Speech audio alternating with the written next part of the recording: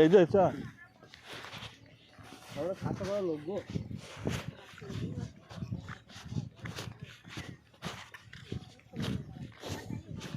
দেখো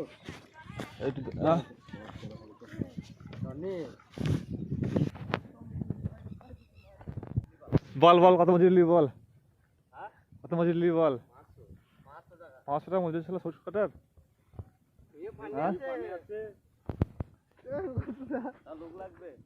এই লোকটা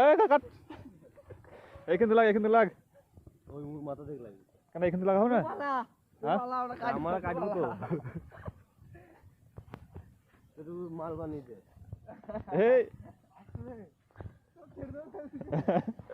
এটা হচ্ছে কলা